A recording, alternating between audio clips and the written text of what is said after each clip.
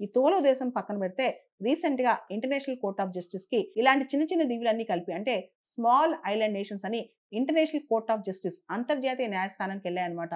మొత్తం 57 దేశాలు small island developing states వీళ్ళందరి తరఫున వనవాటు అనే ఒక చిన్న నేషన్ అనమాట, ఐలాండ్ నేషన్ వెళ్ళిందనమాట. సో ఐసీజే వాళ్ళని అడ్వైజ్ అడిగారు. ఐసీజే చార్టర్ లో ఆర్టికల్ 65 to 68 మధ్య advisory opinion of the ICJ గురించి ఉంటుంది అనమాట. అదే విధంగా యుఎన్ చార్టర్ లో ఆర్టికల్ 96 లో ఉంటుంది. అంతర్జాతీయ న్యాయస్థానాన్ని ఐసీజేని ఏ విధంగా అడ్వైజ్ అడగొచ్చు, ఎవరు అడగొచ్చు? డైరెక్ట్ గా దేశం అడ్వైజ్ అడగడానికి ఉండదన్నమాట. ఏ దేశం అడగాలన్నా, ఏ ఇన్స్టిట్యూషన్ అడగాలన్నా ప్రధానమైన యుఎన్ ఇన్స్టిట్యూషన్స్ ద్వారానే వెళ్ళాలి. ఏదర్ జనరల్ అసెంబ్లీ కానీ, సెక్యూరిటీ కౌన్సిల్ కానీ వాళ్ళ ద్వారా వెళ్ళొచ్చు అనమాట.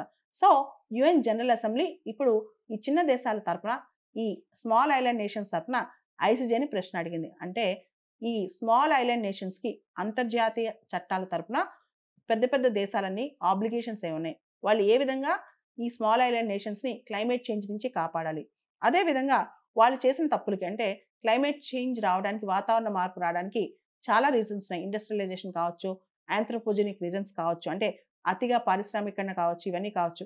వీటన్నిటికి కారణం పెద్ద దేశాలు కదా. మరి ఇప్పుడు పెద్ద దేశాలు చిన్న దేశాలను ఎలా కాపాడతాయి, వాళ్ళ ఆబ్లిగేషన్స్ ఏంటి, రిపరేషన్స్ ఎలా చేయాలి, ఇవన్నీ కూడా ప్రశ్నలు అడిగారనమాట.